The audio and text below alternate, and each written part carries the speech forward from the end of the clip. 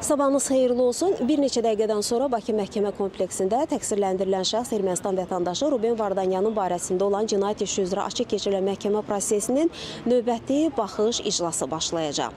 Bugünkü məhkəmə iclasına Ruben Vardanyan yeni müdafiəçi ilə çıxacaq. Bu sonuncu iclasda Ruben Vardanyan məhkəməyə müraciət edərək özünün seçdiyi vəkilindən imtina etdiyini bildirmişdi və bununla bağlı məhkəməyə vəsadət vermişdi. Məhkəmə də onun vəsadətini təmin etmişdi. Amma bəlli olmuşdu ki, Ruben Vardanyan onun hüquqlarını müdafiə etmək üçün yeni bir vəkillə müqavilə imzalamayıb. Ona görə də ona dövlət hesabına vəkil təyin olunmalı idi ki, bununla bağlı məhkəmə qərar qəbul etmiş və həmin qərar da vəkillər kollegiyasına ünvanlanmışdı. Bundan sonra Ruben Vardanyana dövlət hesabına yeni vəkil təyin olunmuşdu.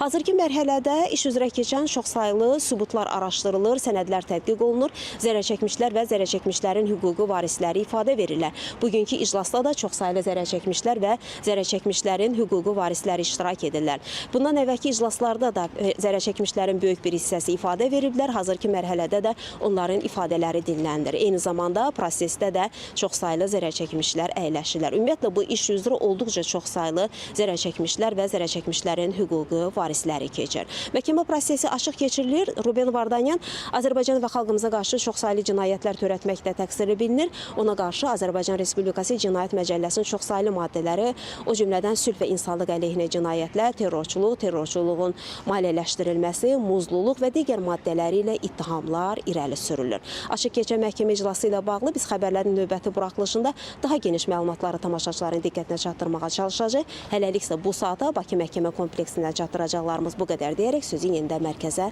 studiya ötürürük.